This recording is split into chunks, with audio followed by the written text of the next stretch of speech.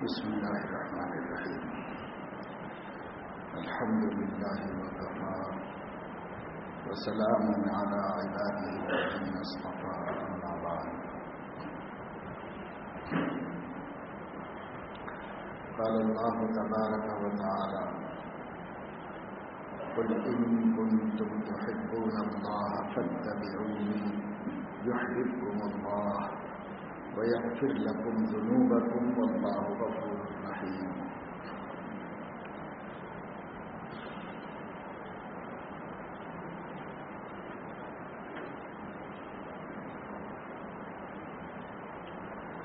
پہلے بتایا جا چکا ہے کہ آیت نازل ہوئی یہود و نصارہ کی شان میں، جن کو یہ دعویٰ تھا کہ ہمیں اللہ تعالیٰ بہت چاہتے ہیں اور ہم اللہ تعالیٰ کے محبوب بندے ہیں،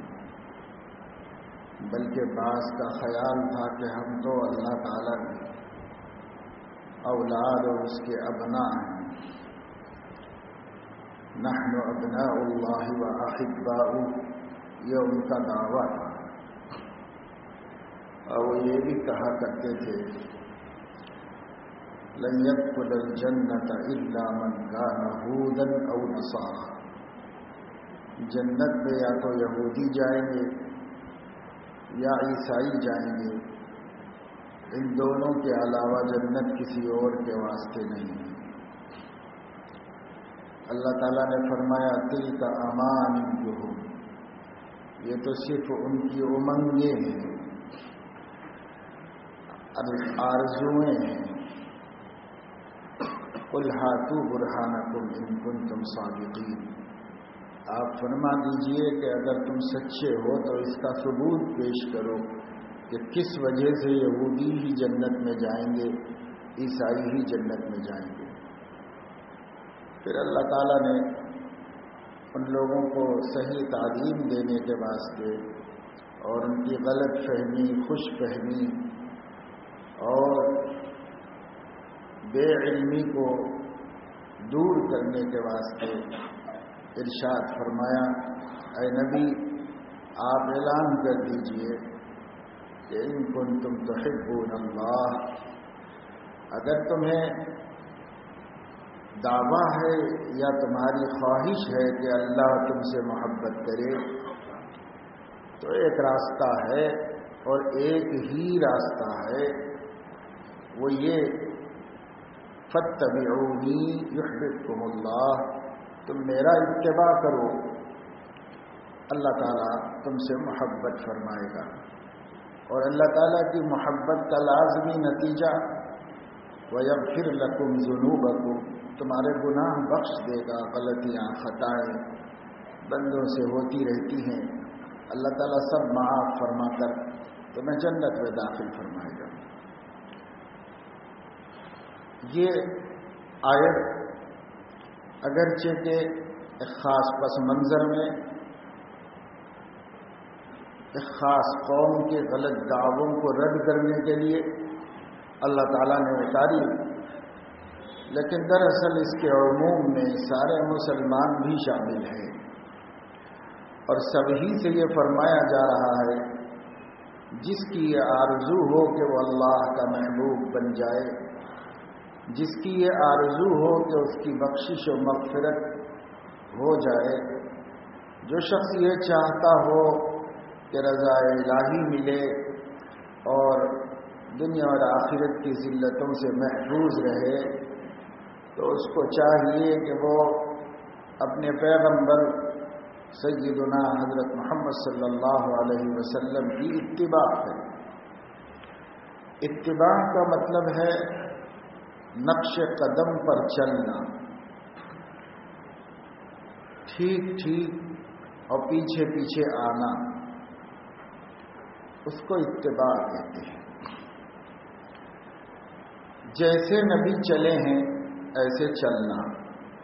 یہ ہے اتباع. عام طور سے ہمارے ذہنوں میں یہ ہے کہ اتباع عبادت میں ہو جاتی ہے. اس لیے ان لوگوں کا تو ذکر چھوڑیے جن کو نہ اللہ کی محبت سے دلچسپی ہے، نہ ان کو مغفرت کا مسئلہ کوئی مسئلہ ہے، نہ ان کے سامنے آخرت کی کوئی اہمیت و وقات ہے، بس وہ اپنی دنیا داری میں کھاؤ کماؤ کی زندگی گزار رہے ہیں۔ ان کو چھوڑیے۔ جو لوگ آخرت کے مسئلے پر یقین رکھتے ہیں، جو لوگ اللہ کی محبت و چاہت کے بغیر بخشش و نجات نہ ہونے پر یقین رکھتے ہیں اور اس کے لیے کچھ فکر مند بھی نظر آتے ہیں، یعنی جس کو عرف عام میں دیندار لوگ کہا جاتا ہے، ان لوگوں کا بھی حال یہ ہے کہ وہ یہ سمجھتے ہیں کہ عبادتوں میں اتباع ہے نبی کا، اور کہیں نبی کے اتباع کا خیال بھی نہیں آتا۔ عبادات میں وضاقتہ میں اتباع ہے، چنانچہ شکل صورت بنا لی سنت کے مطابق، کپڑے بنا لیے سنت کے مطابق، نمازیں سنت کے مطابق سیکھ لی، روزہ تو اس کے بھی احکام و مسائل کی فکر ہوتی ہے، پوچھتے ہیں، معلومات کرتے رہتے ہیں۔ رمضان کے دوران جو دیندار کہلایا جاتا ہے طبقہ برابر معلومات کرتا رہتا ہے کہ ایسا ہو گیا، روزہ ہوگا کہ نہیں ہوگا، اس میں بھی فکر ہے۔ اسی طریقے سے حج کا تو بڑا اہتمام کرتے ہیں، عمرہ کرنا ہو، حج کرنا ہو، اچھی طرح کتابیں پڑھ لیتے ہیں، اچھی طرح سمجھتے ہیں، پھر بھی کوئی ڈاؤٹ ہو تو معلوم کر لیتے ہیں، یہاں تک کہ پہنچ جانے کے بعد بھی کوئی کھٹک ہو جائے، تھوڑا سا خلجان ہو جائے تو بھی اپنے اپنے جانکاری میں علماء کو فون کر لیتے ہیں، پوچھ لیتے ہیں کہ بھئی ایسی صورتحال ہوئی، سب ٹھیک ہے کہ نہیں، ہمارا عمل ضائع تو نہیں ہو جائے گا، ہماری اتنی محنت بیکار تو نہیں ہو جائے گی۔ یہ ہے۔ اسی طریقے سے زکوٰۃ، تو جن لوگوں کو زکوٰۃ کی فکر ہے وہ لوگ زکوٰۃ ادا کرنے کا بھی اہتمام کرتے ہیں، مسئلے مسائل معلوم کرتے رہتے ہیں۔ یہ قابل قدر چیز ہے، ایسا نہیں ہے کہ اس کی قدر نہیں ہونی چاہیے، یہ بہت قابل قدر چیز ہے کہ آدمی نے اپنی حیت، اپنی وضاقتہ بھی مسنون بنائی اور عبادتوں میں بھی وہ مضبوط ہوا، اور اپنی عبادتوں کی حفاظت کی اس کو فکر ہے،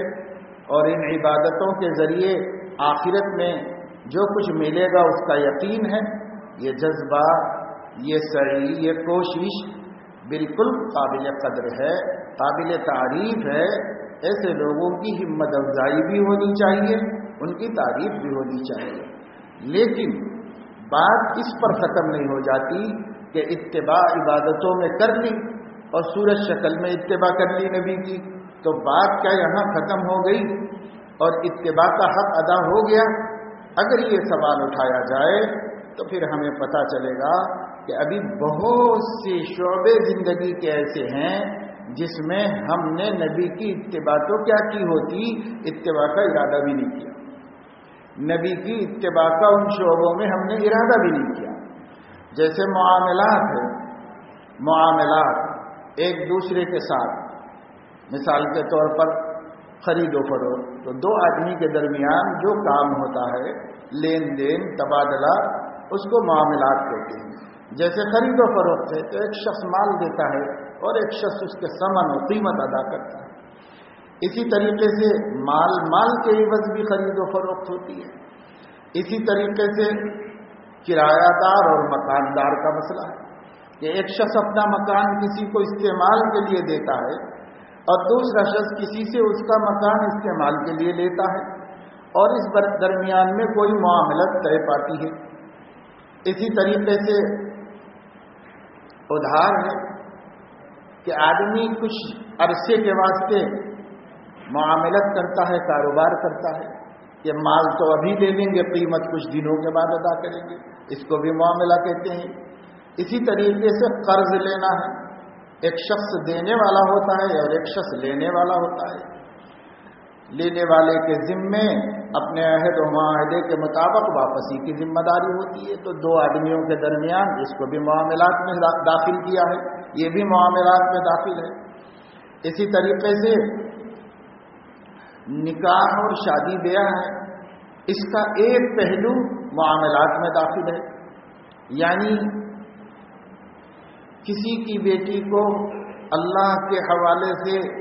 اس کا مہر ادا کر کے اپنے استعمال کے لیے اپنی ذمہ داری میں قبول کر لینا، تو ایک معاملہ ہے، دو آدمیوں کے درمیان میں ہوتا ہے، اس کا ایک پہلو عبادت ہے،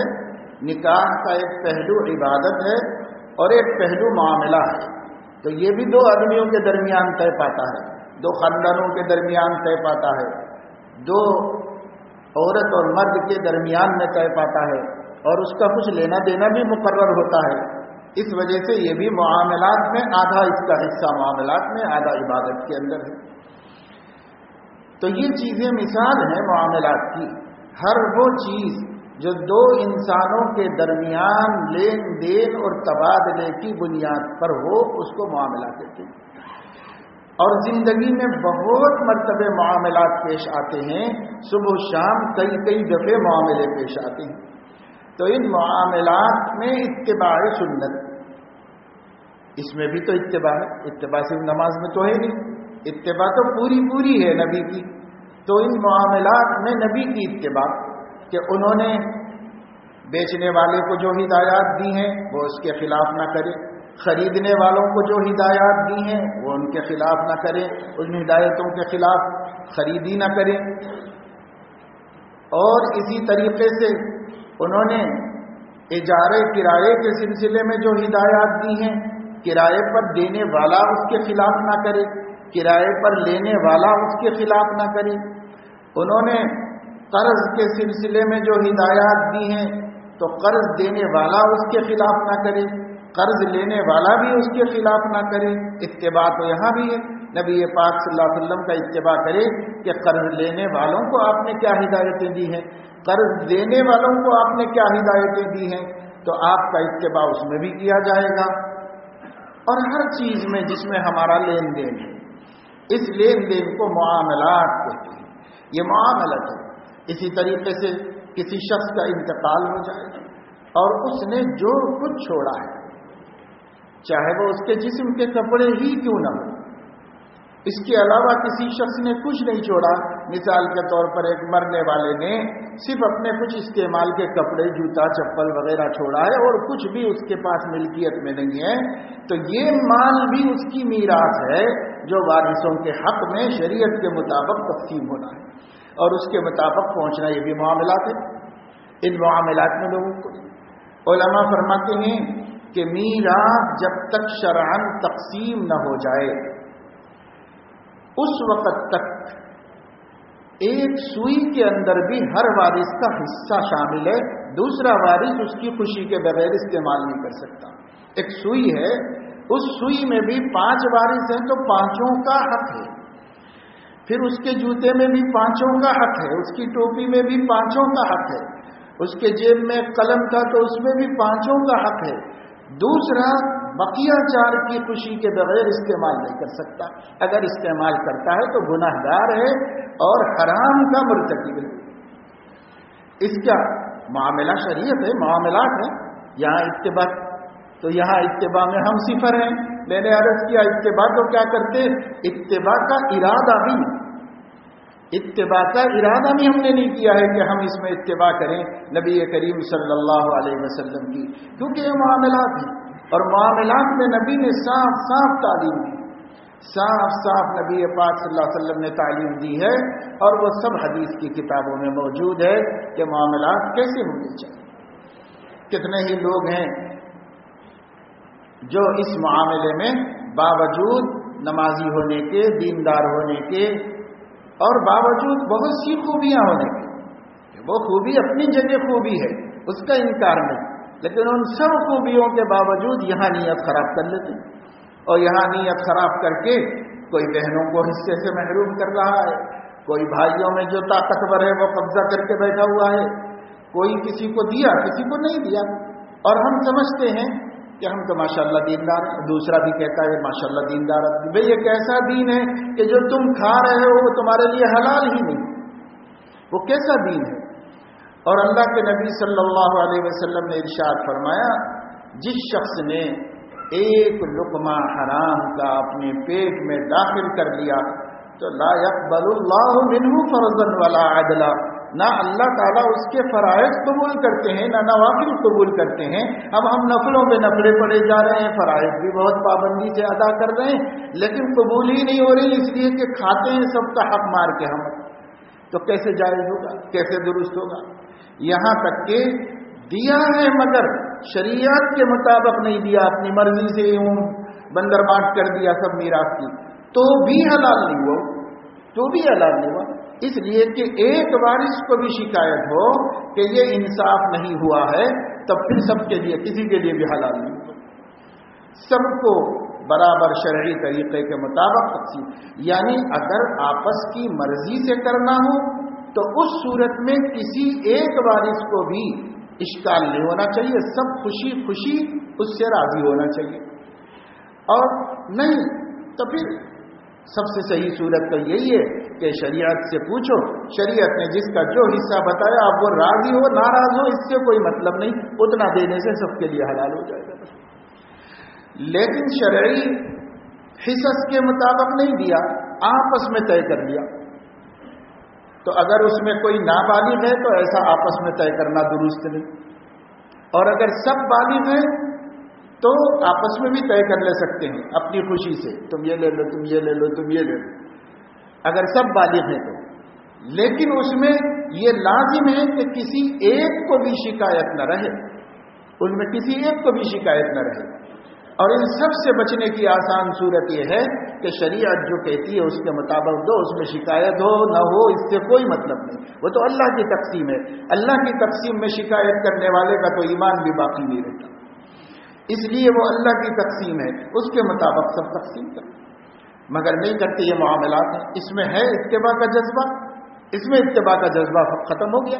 یہاں بالکل ہم فیل ہو گئے، ہماری دینداری فیل ہو گئی یہاں آ کر کے کہ اس میں ہم نے کوئی اتباع کا جذبہ نہیں۔ اپنی ملازمت اور نوکری کے زمانے میں لوگوں سے رشوتیں لے لی، چلو لے لی، نادانی سے لے لی، مال کی محبت میں لے لی، کچھ لے لی، اب جب اللہ پاک نے ریٹائرمنٹ کے بعد فرض کیجئے یا اس سے پہلے کسی موقع پر بھی توفیق عطا فرما دی کہ یہ غلط بات ہے، بری بات ہے، یہ ہمارے لیے جائز نہیں تھا، جو کچھ ہم نے اس طرح لیا ہے وہ حلال نہیں ہے، یہ معاملہ بالکل شریعت کے خلاف ہوا ہے، تو اب اتباع نبی کا یہ ہے کہ اب یہ معلوم کرے کہ وہ جو لے چکے ہیں اس کا کیا کرے،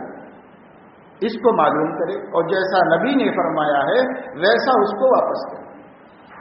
اگر وہ لوگ ہمارے علم میں ہیں تو ان کو واپس کریں، اگر وہ آدمی مر چکا ہے مگر اس کے وارث کا ہمیں پتہ ہے تو اس کے وارث کو لے جا کر واپس کریں،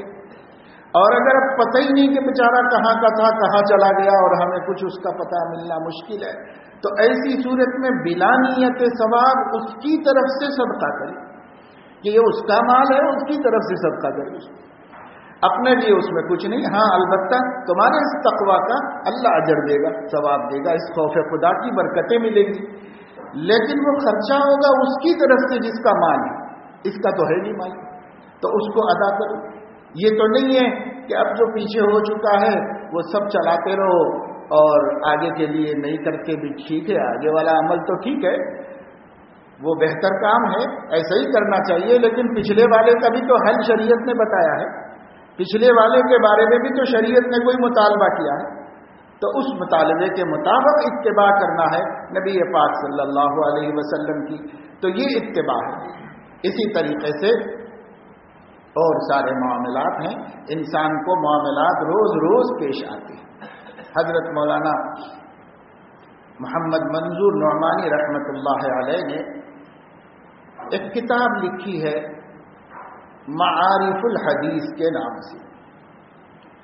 اس کتاب میں پیدائش سے لے کے موت تک اور ایمان سے لے کے اخلاق تک جو کچھ نبی نے امت کو تعلیم دی ہے وہ سب ہر عنوان کے تحت جمع کر دیا ہے، حدیثیں سب جمع کر دی،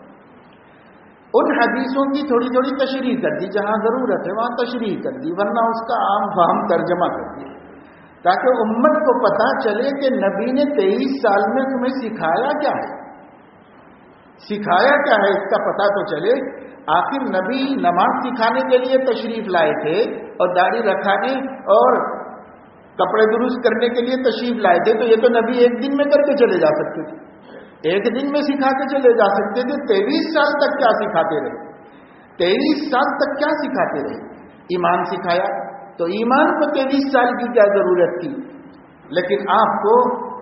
جب حدیث ایمانیات میں کتاب الایمان پڑھیں گے اور حدیثیں پڑھیں گے تو پتہ چلے گا واقعی ایک بہت بڑے زمانے کی ضرورت تھی اتنا سکھانے کے واسطے اور اتنا دلوں میں بٹھانے کے واسطے. پھر نبی نے نماز سکھائی, عبادتیں. تو عبادتوں کے لیے تو ہم بچوں کو مدرسوں میں مکتبوں میں سکھا دیتے ہیں نماز, روزہ, زکوٰۃ, حج, کتنا وقت لگتا ہے. تو نبی کو 23 سال کیوں لگے, بچوں کو نہیں بڑوں کو سکھانے کے واسطے 23 سال کیوں لگے. جب ہم کتاب العبادات پڑھیں گے تو پتہ چلے گا کہ واقعی اتنا لمبا زمانہ چاہیے تھا, تبھی نبی نے اتنے لمبے عرصے میں یہ دین سکھایا ہے ان کو اور اس سے ان کو صحابہ کرام کو واقف کرایا ہے. پھر جب ہم کتاب المعاملات پڑھیں گے تب ہمیں پتہ چلے گا کہ آخر نبی نے کس کس چیز کی رہنمائی فرمائی, کس کس معاملے کو درست کیا. کوئی کل سیدھی نہیں تھی امت کی. اللہ کے نبی تشریف لائے,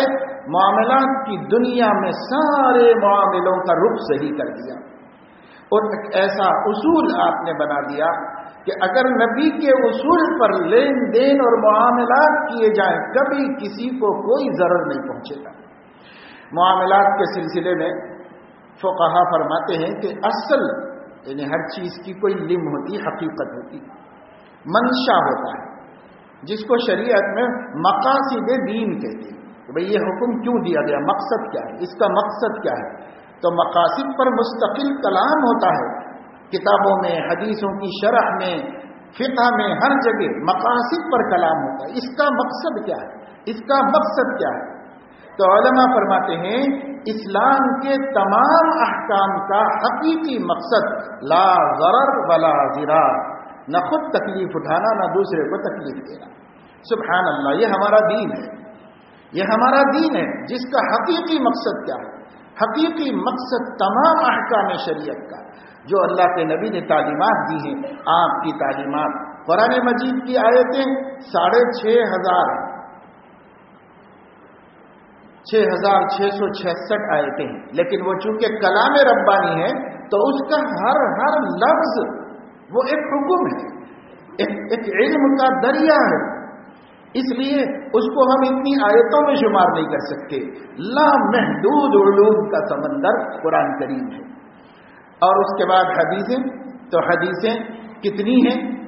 ہم اس کا اندازہ کر سکتے ہیں. اللہ کے نبی صلی اللہ علیہ وسلم کی حدیثوں کے بارے میں محدثین فرماتے ہیں, کوئی محدث فرماتے ہیں مجھے 4 لاکھ حدیثیں آئیں, کوئی فرماتے ہیں کہ مجھے 6 لاکھ حدیثیں آ گئی, کسی نے 8 لاکھ حدیثوں کا ذکر کیا. تو حضور اکرم صلی اللہ علیہ وسلم کی باتیں اتنی ساری باتیں ہیں. ان ساری باتوں اور ان تمام آیتوں کے مجموعے سے ہمیں جو زندگی گزارنے کا گر دیا گیا ہے, ہر حکم, ہر عمل کا جو حکم بتایا گیا ہے, تمام احکامات جو تقریباً فقہ کی کتابوں میں 2.5 لاکھ سے متجاوز مسائل ہیں, ان سارے حکموں کا ایک مقصد, صرف ایک مقصد, وہ کیا, لا ضرر ولا ضرار, نہ آپ تکلیف اٹھاؤ نہ دوسرے کو تکلیف دو. بس اس کے لیے اللہ نے دین اتارا اور اس کے لیے اللہ رب العزت نے سارے احکامات عطا فرمائے. اس لیے معاملات کے احکام جان کر معاملہ کریں گے تو ایسی صورت میں نہ ضرر ہوگا نہ ضرار. جیسے معاملات میں یہ بھی ہے کہ اگر کسی آدمی نے اپنے بچوں کے سلسلے میں یا کسی کار خیر کے سلسلے میں کوئی وصیت کرنی چاہیے تو اس کو چاہیے کہ اپنے مال کے 1/3 میں کرے, اس سے زیادہ کی وصیت جائز ہے, اس کے اندر کرے. باقی جو 2/3 ہیں وہ وارثین کو اللہ دلانا چاہتے ہیں. اس میں تمہاری وصیت موت کے بعد نہیں چلے گی. اگر کسی نے بہت زیادہ کر بھی دی, مثلا کسی نے لکھ دیا کہ میرے مرنے کے بعد میری جو جائیداد ہے یا مکان ہے اس کو بیچ کر مسجد تعمیر کر دی جائے, اگر اس نے یہ وصیت کی ہے تو اگر کسی مسجد کی تعمیر کرنے میں اس کے چھوڑے ہوئے مال میں سے 1/3 میں ہو جاتا ہے تو کر دو. اور اگر 1/3 سے زیادہ لگ رہا ہے تو زیادہ 1 پیسہ لگانا بھی درست نہیں. سب باقی کے 2/3 وارثین کا حق ہے. اللہ ہی کی طرف سے اجازت نہیں، اس لیے کہ مال اللہ کا ہے، اس کا بھی نہیں ہے. اس کے چھوڑنے اللہ نے تھوڑے دن کے لیے دیا تھا، جب وہ مر گیا تو پھر اللہ تعالیٰ کے پاس چلا گیا. ان الارض للہ یورثها من یشاء من عبادہ، زمین اپنے تمام خزانوں کے ساتھ اللہ کی ہے، جس کو چاہتا ہے وارث بناتا ہے، جس کو چاہتا ہے وارث بناتا ہے. اس کا مال ہے، ہمارا مال تھوڑی. اس لیے اس کی یہ تقسیم معاملات میں ہے کہ بھائی وصیت کے مطابق کرو. معاملات میں یہ داخل ہے کہ اس نے جو مال چھوڑا ہے تو سب سے پہلے اس کا قرض ادا کیا جائے. اگر کسی سے کچھ لے کے رکھا ہوا ہے تو دے دو، بیوی کو مہر ابھی تک نہیں دیا ہے تو دو، کوئی وصیت کی ہے تو 1/3 میں ادا کرو. یہ 3 کام سے پہلے تقسیم بھی نہیں کر لے سکتے آپس میں. پہلے یہ 3 کام کریں گے، یہ 3 کام کر کے پھر اس مال میں سے جو بچا ہے وہ وارثین کے درمیان میں تقسیم کیا جاتا ہے. تو یہ معاملات ہیں. کیوں شریعت نے ایسا کہا؟ اس لیے کہا کہ لا ضرر ولا ضرار فی الاسلام. اسلام کسی کو تکلیف میں ڈالنا نہیں چاہتا، اور ایسا نہیں کرنے سے ایک دوسرے کو تکلیف پہنچتی ہے، ایک دوسرے کو تکلیف پہنچتی ہے. یہاں تک کہ لوگ کہتے ہیں لین دین کریں تو ذرا لکھ دیجئے. اتنا برا مانتے، اتنا برا مانتے. ارے بھائی اس میں کیا ہے، آپ کے اوپر بھروسہ نہیں ہے کیا؟ ایسا کیا ہے؟ بلکہ جس کو کہا جاتا ہے وہ یہ کہتا کہ میرے اوپر بھروسہ نہیں ہے، میری زبان پہ بھروسہ نہیں ہے. حالانکہ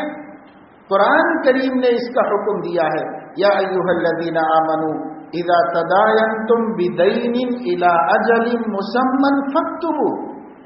اے مسلمانوں، کچھ لین دین کرے ہو تو لکھ لو،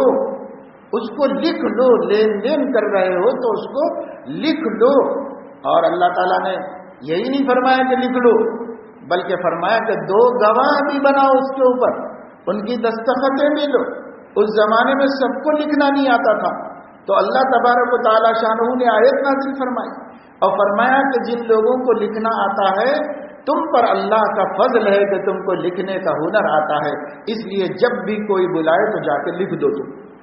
جب بھی کوئی بلائے تو جا کر لکھ دو، اس لیے کہ تم کو اللہ نے لکھنا سکھایا ہے. اس کا شکریہ یہ ہے کہ جس کو ضرورت پڑے اس کے پاس جا کر اس کا معاہدہ لکھ دو. اسلام میں یہ ہے. لیکن بعض لوگ جو ہیں اس کو ذرا مروت کے خلاف سمجھتے ہیں، شان کے خلاف سمجھتے ہیں اور نہیں لکھ لیتے. اور کوئی آسمانی سلطانی آفت آ جاتی ہے، کبھی انسان نہ چاہتا تو نہیں، مگر اللہ کی تقدیر غالب آ گئی. اب یہ صاحب گزر گئے تو کیسے ادا کیا جائے گا؟ جب تقسیم ہوگی اور اس تقسیم کے وقت وہ صاحب آئیں گے کہ مجھے بھی اتنی رقم دینی تھی، مرحوم نے لی ہوئی تھی مجھ سے، تو شریعت بھی یہ کہے گی کہ تحریر لائیے یا 2 گواہوں کو لائیے یا آپ لکھا ہوا لائیے. وہ کہے میرے پاس کوئی ثبوت نہیں ہے تو نہیں ملے گا، نہیں ملے گا. چاہے سامنے والا امام صاحب کیوں نہ ہو، چاہے بولنے والے عالم دین کیوں نہ ہو، نہیں ملے گا. کیوں نہیں ملے گا؟ آپ کے پاس کوئی تحریر نہیں. اللہ کا حکم تھا کہ لکھو، تم نے نہیں لکھا، اب نہیں لکھا تو نہیں ملے گا. لکھایا کیوں اللہ نے؟ اب دیکھ لو، لا ضرر ولا ضرار. اللہ تعالیٰ کسی کو تکلیف میں ڈالنا نہیں چاہتا تھا، اس لیے اللہ تعالیٰ نے فرمایا لکھو. اب جب نہیں لکھے اور کسی پنچایت نے بھی نہیں دلایا، نہیں ہوئی، آپ کے پاس ثبوت نہیں ہے، آپ کے پیسے نہیں دیں گے، فرض کرو 10 لاکھ ڈوب گئے، تو کون ذمہ دار ہے؟ اسلام تھوڑی ذمہ دار ہے. تم خود ذمہ دار ہو کہ تم نے اسلام پہ عمل نہیں کیا، تم نے نبی کا اتباع نہیں کیا. اگر اتباع کرتے تو تمہارا نقصان نہ ہوتا. اس نقصان کے خود ہی ذمہ دار، خود ہی ذمہ دار. اس لیے اسلام میں سارے احکام اس لیے دیے کسی کو تکلیف نہ ہو، کسی کو تکلیف نہ ہو، اس کے لیے احکام دیے. کاروبار کے بھی جو احکام اسلام سکھاتا ہے، کسی پارٹنر کو تکلیف نہ ہو، کسی خریدار کو تکلیف نہ ہو، بیچنے والے کو تکلیف نہ ہو، انہی سب چیزوں کو اسلام نے سامنے رکھا اور احکام ہے. لیکن آج ہم احکام سے گھبراتے ہیں اور ہم ارادہ نہیں کرتے کہ ہم نبی کا اتباع کریں معاملات میں. تو معاملات میں ہمارا نبی کا کوئی اتباع نہیں ہو رہا ہے. اس لیے میرے دوستو، یہ جو آیت شریفہ ہے، ان کنتم تحبون اللہ فاتبعونی یحببکم اللہ، اگر تمہیں اللہ کی محبت چاہیے، اگر تمہیں اللہ کی مغفرت و بخشش چاہیے، اگر تم دنیا اور آخرت کی نجات چاہتے ہو، تو تمہارے لیے ایک ہی راستہ ہے، میرا اتباع کرو۔ نبی فرما رہے ہیں میرا اتباع کرو، میرا کہنا مانو، میرے بتائے ہوئے طریقوں پہ چلو۔ تو یہ اتباع جیسے نماز روزے میں کیا جاتا ہے، ایسے ہی یہ اتباع معاملات میں بھی کیا جائے گا۔ معاملات میں آج ہم نہیں کرتے اتباع، معاملات میں ہمیں اتباع کرنا چاہیے۔ رسول اکرم صلی اللہ تعالی علیہ وسلم نے ارشاد فرمایا، جس نے کسی شخص کو قرض دیا تو اس کو اتنا مال خیرات کرنے کا اجر ملے گا۔ اس نے کسی کو، ایک شخص کو ضرورت تھی، بھائی مجھے کچھ ضرورت ہے، مشکل پڑ گئی ہے، دے دیجئے اتنے پیسے، تو 1000 10,000 50,000 لاکھ جو بھی دیا اس نے اپنی حیثیت کے مطابق کسی کو قرضہ، اور اس نے قرضہ لیا تو دینے والے کو حکم یہ ہے کہ بھائی قرضہ آپ نے حاجت مند کو دیا ہے، اور قرضہ وصول کرنے میں نرمی اور رعایت سے کام لو، اللہ تعالیٰ قیامت میں تمہارے حساب میں رعایت سے کام لے گا۔ یہ دینے والے کو فرمایا۔ اب وقت آ گیا اور وہ دینے کے موقف میں نہیں ہے تو تھوڑی اور مہلت دے دو، تمہیں اجر ملے گا، اللہ تم سے خوش ہو جائے گا، اللہ تمہارے ساتھ بھی رعایت فرمائے گا۔ یہ تعلیم اس کو دی، اور جس نے لیا ہے اس کو اللہ کے رسول صلی اللہ علیہ وسلم نے فرمایا جو عہد کیا ہے اس عہد کو پورا کرو۔ یا ایھا الذین آمنوا اوفوا بالعقود، اے مسلمانوں معاملوں کو، وعدوں کو پورا کرو۔ دوسری جگہ فرمایا اوفوا بالعہد ان العہد کان مسئولا، دیکھو عہد پورا کرو، قیامت میں عہد میں اللہ پوچھنے والے ہیں تم سے۔ اللہ تعالیٰ تم سے تمہاری نماز جیسے پوچھے گا، ایسے ہی تمہارے عہود کو پوچھے گا، معاہدے پورے کیے کہ نہیں کیے، وعدے پورے کیے کہ نہیں کیے، اللہ تم سے پوچھے گا قیامت کے دن۔ تمہیں اللہ کو جواب دینا ہے، اس لیے تم وعدہ پورا کرو، اور جس شخص سے لیے ہو، جو زبان دیے ہو، جاؤ اور وقت پر اس کو ادا کرو، اور اپنی ذمہ داری سے سبکدوش ہو جاؤ۔ دعا بھی حدیث پاک میں آئی ہے کہ اگر کوئی آدمی کسی کو کچھ دینا باقی ہو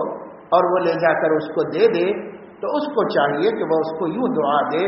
اوفیتنی اوفی اللہ بک، تو نے میرا وعدہ پورا کر دیا، اللہ تیرے ساتھ تیرا وعدہ پورا کر دیا۔ کیونکہ اللہ بھی اپنے وعدے پورے کریں گے اس کے لیے جو دنیا میں اپنے وعدے پورے کرے۔ ومن اوفى بعہدہ من اللہ فاستبشروا ببیعکم الذی بایعتم بہ، جو اللہ سے کیے عہدوں کو پورا کر دے گا تو خوشخبری سن لو، اللہ نے تم سے ایک کاروبار کیا ہے، وہ یہ کہ تم اپنا جان مال اللہ کے دین پر لگاؤ، اللہ تمہیں اپنی جنت دے دے گا۔ یہ کاروبار اللہ تعالیٰ سے تم اس کی خوشخبری ہے، بس یہ کاروبار پکا ہے تمہارا، بشرطے کہ تم بھی عہد کو پورا کرو، جو تمہارے اوپر ذمہ داری ہے اس کو پوری کرو۔ تو عہد پوری کرے، وقت پر لے جا کر کے دے۔ اللہ کے نبی صلی اللہ علیہ وسلم نے فرمایا مطل الغنی ظلم، ایک شخص دے سکتا ہے لیکن اور ہیلے بہانے کر رہا، ضروریات پوری کرتے ہوئے دوسرے شخص کا قرض واپس کر سکتا ہے لیکن ضروریات کے علاوہ بھی اخراجات کر رہا ہے اور پھر اس کے قرضے کو ٹال رہا ہے کہ ابھی گنجائش نہیں، ابھی گنجائش نہیں۔ تو اللہ کے نبی نے فرمایا ایسا کرنے والا ظالم ہے، اور ظالم کبھی کامیاب نہیں ہو سکتا۔ انہ لا یفلح الظالمون، جو ظالم ہے وہ کبھی فلاح نہیں پا سکتے، کبھی کامیاب نہیں ہو سکتے۔ چاہیے تو یہ کہ انسان اپنی ضرورتوں میں تنگی کر کے پہلے قرضہ واپس کرے، لیکن قرضہ نہیں واپس کر رہا، ضرورتیں تو ضرورتوں سے زائد اخراجات بھی کرتا جا رہا ہے، اور اس کے باوجود جس کا پیسہ لیا ہے اس کو دینے میں ٹال مٹول کر، یہ ٹال مٹول تو آخر معاملہ نبی نے سکھایا ہے، اس میں اتباع کیوں نہیں کر رہے؟ ہم معاملات میں ہم اتباع کیوں نہیں کر رہے؟ تو ہمارا حال تو میرے دوستوں کسی نے کہا ایسا ہی ہو گیا ہے کہ خلاف سنت تھوکتا بھی نہیں، اندھیرا اجالا چوکتا بھی نہیں، مال میں آئے، معاملے میں آئے تو حرام حلال کی کوئی تمیز نہیں، اللہ راضی ہوتے ناراض ہوتے اس کی کوئی پرواہ نہیں ہے، نبی کا کیا حکم ہے اس کی کوئی پرواہ نہیں ہے۔ ہاں چھوٹی چھوٹی باتیں جس پر آپ عمل بھی نہ کرتے تو کوئی گناہ نہیں تھا، اس میں پوچھ رہے کہ تھوکنا کیسے چاہیے سنت کے مطابق، موز کیسے کھانا چاہیے سنت کے مطابق، روٹی کیسے توڑنا چاہیے سنت کے مطابق، حالانکہ اس میں اتباع کا حکم نہیں دیا گیا، اس میں اتباع کا حکم نہیں دیا گیا۔ اس میں تو ہم بہت فکر مند اور بہت عقل مند ہیں، اور یہ جو حرام دے سکتے ہیں واپس نہیں کر رہے پیسے، عبادت قبول نہیں ہو رہی، حرام کھا رہے، میراث کے معاملے میں کوئی سنت نہیں پوچھ رہا نبی کی کیا ہے، اور اس میں کوئی سنت نہیں پوچھ رہا، اور وہ سنتیں جس کے نہ کرنے پر کوئی حساب ہونے والا نہیں ہے اور کوئی مواخذہ نہیں ہونے والا ہے۔ ہاں کرو تو اللہ کے نبی سے محبت میں اضافہ ہو، اور اس محبت میں اضافے کا ثمرہ یہ ملنا چاہیے کہ ہم فرائض پر اور زیادہ توجہ دیں، حلال و حرام پر اور زیادہ توجہ دیں۔ قصہ مختصر یہ کہ معاملات میں ہم اتباع نہیں کر رہے نبی پاک صلی اللہ علیہ وسلم کی۔ میرے دوستو، جیسے میں نے شروع میں عرض کیا، جن کو دین کی فکر ہی نہیں ہے، یہاں ان سے بات نہیں ہو رہی ہے، جو دین کے فکر مند ہیں ان دوستوں سے، ان بھائیوں سے بات ہو رہی ہے کہ آپ بھی ابھی تک، یعنی ہم سب ابھی تک ہم نے دین کو ناقص جانا ہے اور ناقص دین ہی پر قائم ہے، اس سے آگے بڑھنے کا فکر بھی نہیں ہے، اس سے آگے بڑھنے کی کوئی صورت بھی ہمارے سامنے نہیں ہے۔ ناقص دین بس ہماری سمجھ میں آ گیا ہے کہ نماز روزہ کر لینا چاہیے، بس ہم اس پر قائم ہیں۔ نبی اتنا ہی لے کے نہیں آئے اللہ کی طرف سے، نبی جو دین لائے ہیں جس کو اسلام کہتے ہیں، وہ سر سے لے کے پیر تک، صبح سے لے کے شام تک، پیدائش سے لے کے موت تک، ایمان اور عقیدے سے لے کر کے اخلاق و عادات تک، ہر جگہ اتباع ہے، ہر جگہ نبی کا اتباع ہے، ہر جگہ نبی کا اتباع ہے۔ کہیں بھی ایک لمحے کے لیے ہمیں آزادی نہیں دی گئی ہے کہ اتنی دیر تم نہ کرو تو بھی چلتا اتباع، اتنی دیر مت کرو تو بھی اتباع چلتا، ایسا ہم کو اللہ کی طرف سے ایک لمحہ بھی نہیں دیا گیا، ایک پل جھپکنے کے بقدر بھی ہم کو نبی کی اتباع سے آزاد نہیں رکھا گیا ہے، ہر جگہ اتباع، ہر جگہ اتباع کر رہے ہیں۔ تو عرض یہ ہے کہ جو کر رہے ہیں اس کو باقی رکھیں، اس کی حفاظت کرے، اس کی قدر کرے، کرنے والا بھی اس کی قدر کرے، دیکھنے والا بھی اس کی قدر کرے، لیکن جو ابھی بہت کرنا باقی ہے اور عمر گھٹتی چلی جا رہی ہے، اس کی طرف بھی تو توجہ دیں، اس کی جانب بھی تو احساس پیدا کریں کہ ہم اور کیا کیا ہے اسلام،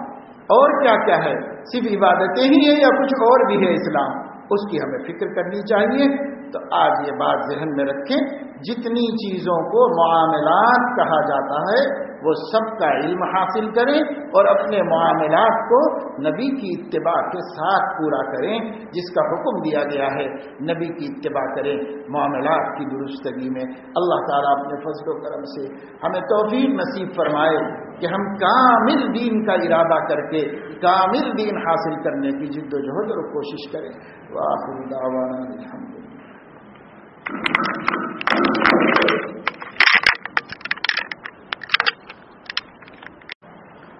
بسم اللہ الرحمن الرحیم، الحمد للہ وکفی وسلام علی عبادہ الذین اصطفی، اما بعد۔ قال اللہ تبارک وتعالی: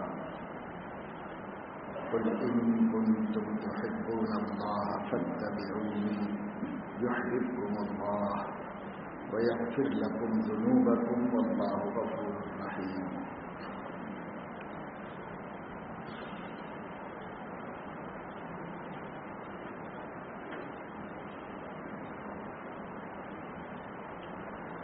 پہلے بتایا جا چکا ہے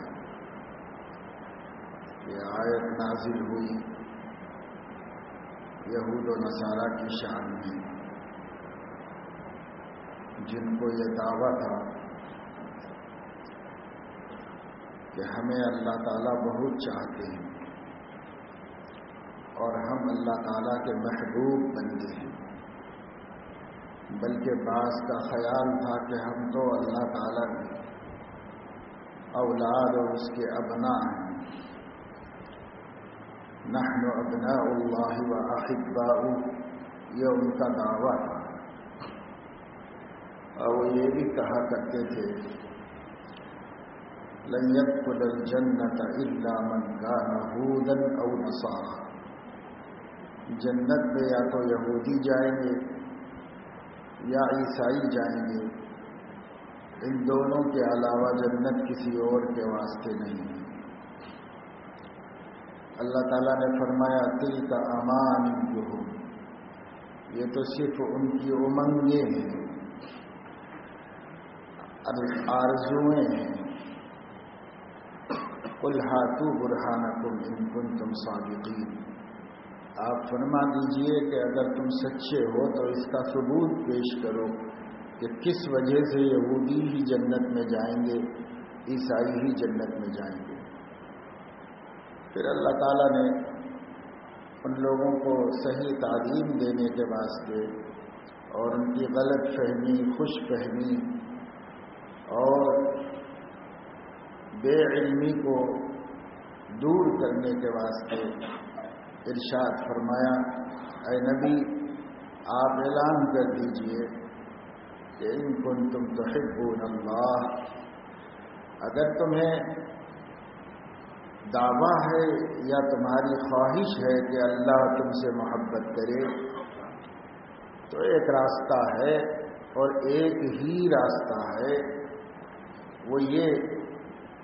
فاتبعونی یحببکم اللہ، تم میرا اتباع کرو، اللہ تعالیٰ تم سے محبت فرمائے گا۔ اور اللہ تعالیٰ کی محبت کا لازمی نتیجہ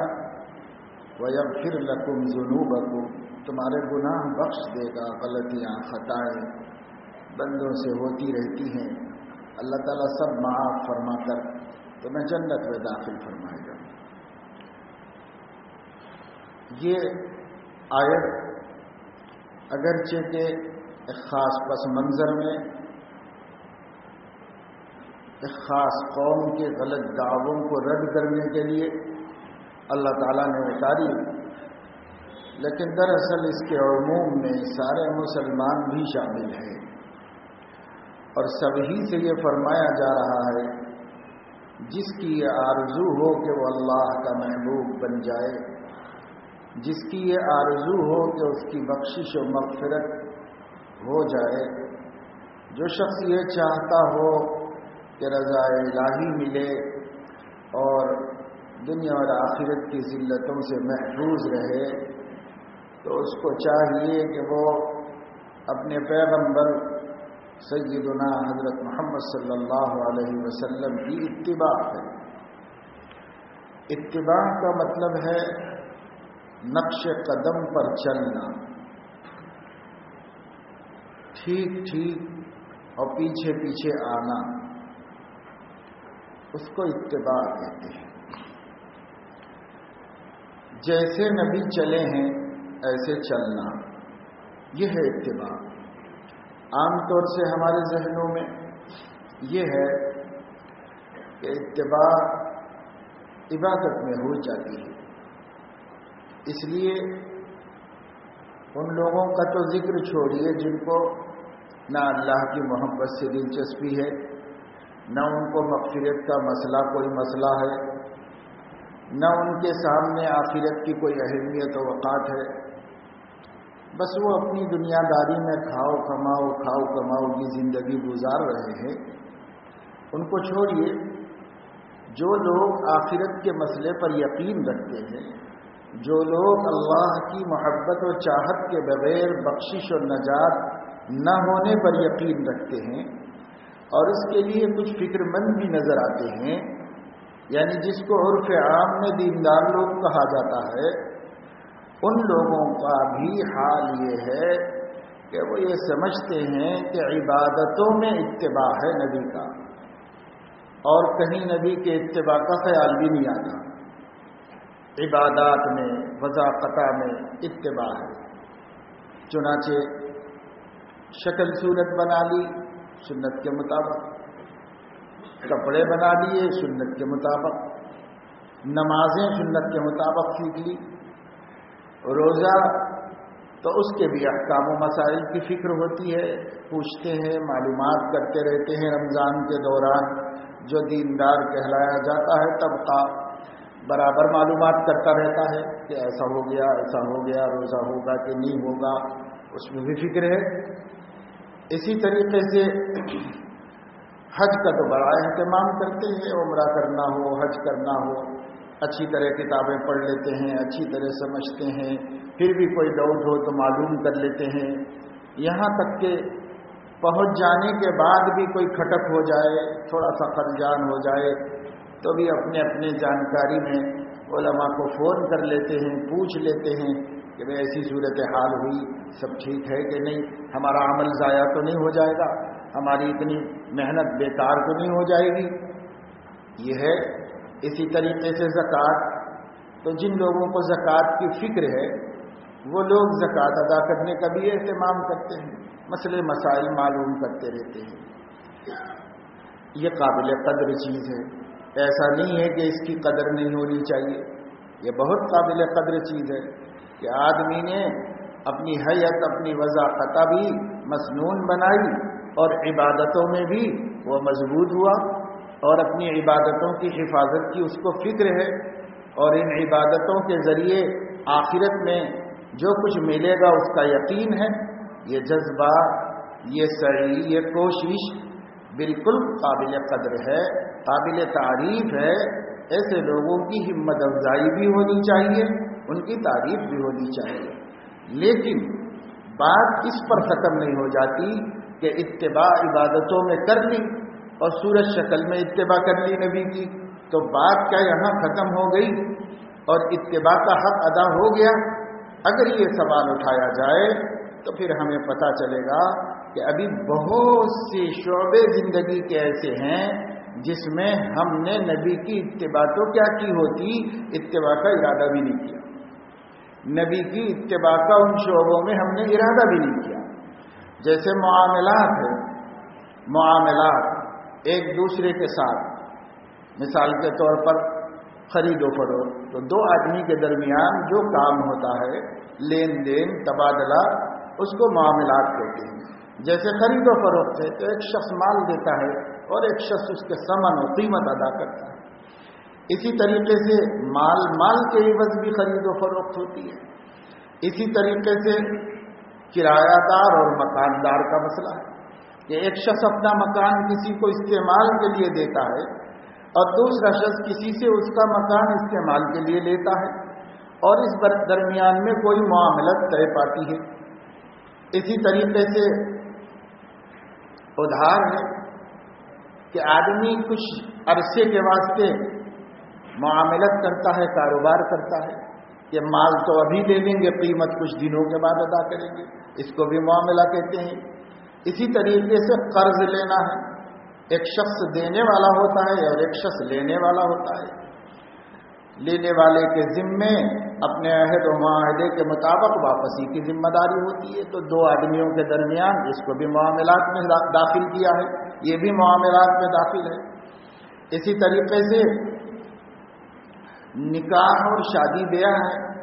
اس کا ایک پہلو معاملات میں داخل ہے. یعنی کسی کی بیٹی کو اللہ کے حوالے سے اس کا مہر ادا کر کے اپنے استعمال کے لیے اپنی ذمہ داری میں قبول کر لینا، تو ایک معاملہ ہے، دو آدمیوں کے درمیان میں ہوتا ہے. اس کا ایک پہلو عبادت ہے، نکاح کا ایک پہلو عبادت ہے اور ایک پہلو معاملہ ہے. تو یہ بھی دو آدمیوں کے درمیان طے پاتا ہے، دو خاندانوں کے درمیان طے پاتا ہے، دو عورت اور مرد کے درمیان میں طے پاتا ہے، اور اس کا کچھ لینا دینا بھی مقرر ہوتا ہے. اس وجہ سے یہ بھی معاملات میں آدھا، اس کا حصہ معاملات میں، آدھا عبادت کے اندر ہے. تو یہ چیزیں مثال ہیں معاملات کی. ہر وہ چیز جو دو انسانوں کے درمیان لین دین اور تبادلے کی بنیاد پر ہو، اس کو معاملہ کہتے ہیں. اور زندگی میں بہت مرتبہ معاملات پیش آتے ہیں، صبح و شام کئی دفعے معاملے پیش آتے ہیں. تو ان معاملات میں اتباع سنت، اس میں بھی تو اتباع ہے. اتباع صرف نماز میں تو ہے نہیں، اتباع تو پوری ہے نبی کی. تو ان معاملات میں نبی کی اتباع کہ انہوں نے بیچنے والے کو جو ہدایات دی ہیں وہ اس کے خلاف نہ کرے، خریدنے والوں کو جو ہدایات دی ہیں وہ ان کے خلاف نہ کرے، ان ہدایتوں کے خلاف خریدی نہ کرے. اور اسی طریقے سے انہوں نے اجارے کرائے کے سلسلے میں جو ہدایات دی ہیں، کرائے پر دینے والا اس کے خلاف نہ کرے، کرائے پر لینے والا اس کے خلاف نہ کرے۔ انہوں نے قرض کے سلسلے میں جو ہدایات دی ہیں تو قرض دینے والا اس کے خلاف نہ کرے،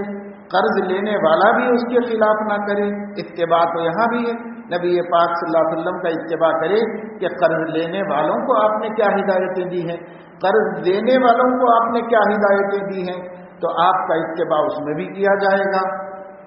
اور ہر چیز میں جس میں ہمارا لین دین ہے، اس لین دین کو معاملات کہتے ہیں، یہ معاملت ہے۔ اسی طریقے سے کسی شخص کا انتقال ہو جائے اور اس نے جو کچھ چھوڑا ہے، چاہے وہ اس کے جسم کے کپڑے ہی کیوں نہ ہو، اس کے علاوہ کسی شخص نے کچھ نہیں چھوڑا، مثال کے طور پر ایک مرنے والے نے صرف اپنے کچھ استعمال کے کپڑے، جوتا، چپل وغیرہ چھوڑا ہے اور کچھ بھی اس کے پاس ملکیت میں نہیں ہے، تو یہ مال بھی اس کی میراث ہے جو وارثوں کے حق میں شریعت کے مطابق تقسیم ہونا ہے اور اس کے مطابق پہنچنا، یہ بھی معاملات ہے۔ ان معاملات میں لوگوں کو علماء فرماتے ہیں کہ میراث جب تک شرعاً تقسیم نہ ہو جائے اس وقت تک ایک سوئی کے اندر بھی ہر وارث کا حصہ شامل ہے، دوسرا وارث اس کی خوشی کے بغیر استعمال نہیں کر سکتا۔ ایک سوئی ہے، اس سوئی میں بھی 5 وارث ہیں تو 5 کا حق ہے، پھر اس کے جوتے میں بھی 5 کا حق ہے، اس کی ٹوپی میں بھی 5 کا حق ہے،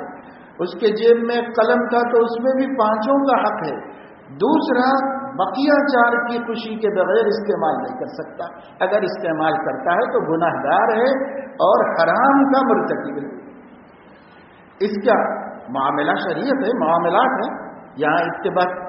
تو یہاں اتباع میں ہم صفر ہیں۔ میں نے عرض کیا اتباع تو کیا کرتے، اتباع کا ارادہ بھی ہم نے نہیں کیا ہے کہ ہم اس میں اتباع کریں نبی کریم صلی اللہ علیہ وسلم کی، کیونکہ یہ معاملات ہیں اور معاملات میں نبی نے صاف صاف تعلیم دی، صاف نبی پاک صلی اللہ علیہ وسلم نے تعلیم دی ہے اور وہ سب حدیث کی کتابوں میں موجود ہے کہ معاملات کیسے ہونے چاہیے۔ کتنے ہی لوگ ہیں جو اس معاملے میں باوجود نمازی ہونے کے، دیندار ہونے کے اور باوجود بہت سی خوبیاں ہونے کی، وہ خوبی اپنی جگہ خوبی ہے، اس کا انکار نہیں، لیکن ان سب خوبیوں کے باوجود یہاں نیت خراب کر لیتے اور یہاں نیت خراب کر کے کوئی بہنوں کو حصے سے محروم کر رہا ہے، کوئی بھائیوں میں جو طاقتور ہے وہ قبضہ کر کے بیٹھا ہوا ہے، کوئی کسی کو دیا کسی کو نہیں دیا، اور ہم سمجھتے ہیں کہ ہم تو ماشاءاللہ دیندار ہیں، دوسرا بھی کہتا ہے ماشاءاللہ دیندار ہے۔ بھئی یہ کیسا دین ہے کہ جو تم کھا رہے ہو وہ تمہارے لیے حلال ہی نہیں، وہ کیسا دین ہے؟ اور اللہ کے نبی صلی اللہ علیہ وسلم نے ارشاد فرمایا، جس شخص نے ایک لقمہ حرام کا اپنے پیٹ میں داخل کر لیا تو لا يقبل اللہ منہ فرضا ولا عدلا، نہ اللہ تعالیٰ اس کے فرائض قبول کرتے ہیں نہ نوافل قبول کرتے ہیں۔ اب ہم نفلوں پہ نفلے پڑے جا رہے ہیں، فرائض بھی بہت پابندی سے ادا کر رہے ہیں، لیکن قبول ہی نہیں ہو رہی، اس لیے کہ کھاتے ہیں سب کا حق مار کے ہم، تو کیسے جائز ہوگا، کیسے درست ہوگا؟ یہاں تک کہ دیا ہے مگر شریعت کے مطابق نہیں دیا، اپنی مرضی سے یوں بندر بانٹ کر دیا سب میراث کی، تو بھی حلال نہیں ہوا، تو بھی حلال نہیں ہوا، اس لیے کہ ایک وارث کو بھی شکایت ہو کہ یہ انصاف نہیں ہوا ہے، تب پھر سب کے لیے، کسی کے لیے بھی حلال نہیں ہوا، سب کو برابر شرعی طریقے کے مطابق تقسیم، یعنی اگر آپس کی مرضی سے کرنا ہو تو اس صورت میں کسی ایک وارث کو بھی اشکال نہیں ہونا چاہیے، سب خوشی خوشی اس سے راضی ہونا چاہیے، اور نہیں تو پھر سب سے صحیح صورت تو یہی ہے کہ شریعت سے پوچھو، شریعت نے جس کا جو حصہ بتایا آپ وہ راضی ہو ناراض ہو، اس سے کوئی مطلب نہیں، اتنا دینے سے سب کے لیے حلال ہو جائے گا۔ لیکن شرعی حصص کے مطابق نہیں دیا، آپس میں طے کر لیا، تو اگر اس میں کوئی نابالغ ہے تو ایسا آپس میں طے کرنا درست نہیں، اور اگر سب بالغ ہیں تو آپس میں بھی طے کر لے سکتے ہیں اپنی خوشی سے، تم یہ لے لو، تم یہ لے لو، تم یہ لے لو، اگر سب بالغ ہیں تو، لیکن اس میں یہ لازم ہے کہ کسی ایک کو بھی شکایت نہ رہے، ان میں کسی ایک کو بھی شکایت نہ رہے.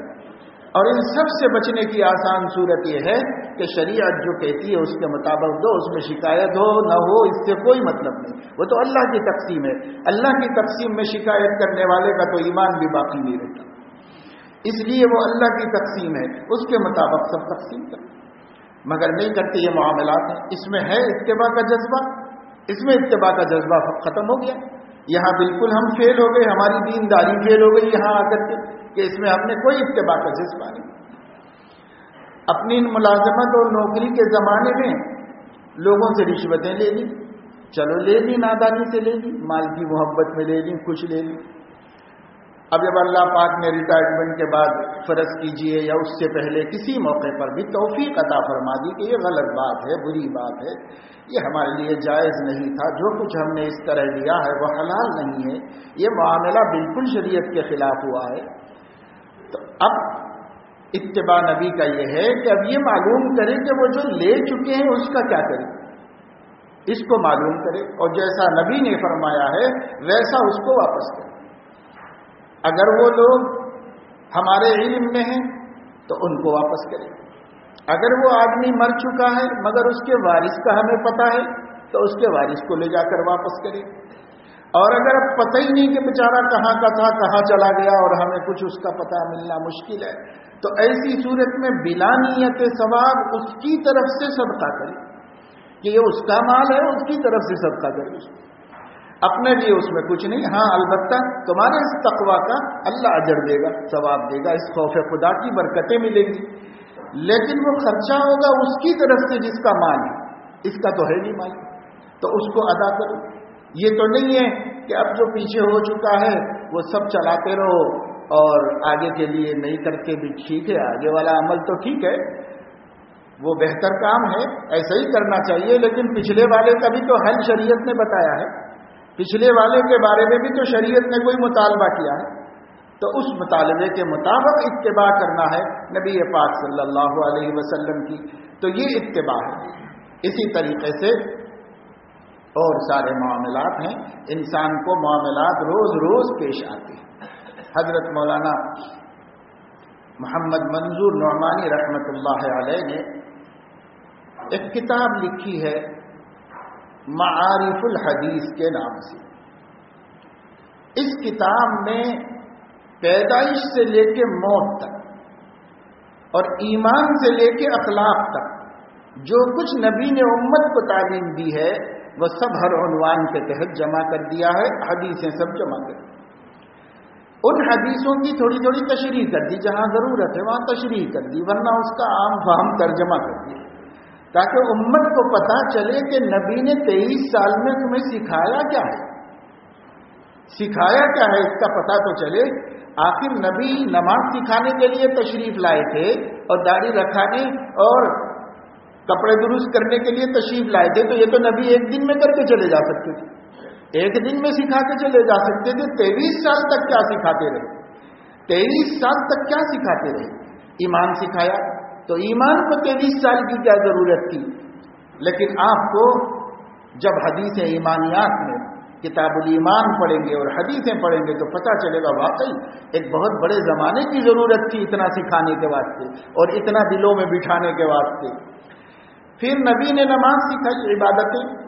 تو عبادتوں کے لیے تو ہم بچوں کو مدرسوں میں مکتبوں میں سکھا دیتے ہیں، نماز، روزہ، زکوٰۃ، حج، کتنا وقت لگتا ہے. تو نبی کو 23 سال کیوں لگے، بچوں کو نہیں بڑوں کو سکھانے کے واسطے 23 سال کیوں لگے. جب ہم کتاب العبادات پڑھیں گے تو پتہ چلے گا کہ واقعی اتنا لمبا زمانہ چاہیے تھا، تبھی نبی نے اتنے لمبے عرصے میں یہ دین سکھایا ہے ان کو اور اس سے ان کو صحابہ کرام کو واقف کرایا ہے. پھر جب ہم کتاب المعاملات پڑھیں گے تب ہمیں پتہ چلے گا کہ آخر نبی نے کس کس چیز کی رہنمائی فرمائی، کس کس معاملے کو درست کیا. کوئی کل سیدھی نہیں تھی امت کی. اللہ کے نبی تشریف لائے، معاملات کی دنیا میں سارے معاملوں کا رخ صحیح کر دیا اور ایک ایسا اصول آپ نے بنا دیا کہ اگر نبی کے اصول پر لین دین اور معاملات کیے جائیں کبھی کسی کو کوئی ضرر نہیں پہنچے گا. معاملات کے سلسلے میں فقہا فرماتے ہیں کہ اصل یعنی ہر چیز کی کوئی لم ہوتی، حقیقت ہوتی، منشا ہوتا ہے، جس کو شریعت میں مقاصد دین کہتے ہیں کہ بھئی یہ حکم کیوں دیا گیا، مقصد کیا ہے، اس کا مقصد کیا ہے. تو مقاصد پر مستقل کلام ہوتا ہے کتابوں میں، حدیثوں کی شرح میں، فقہ میں، ہر جگہ.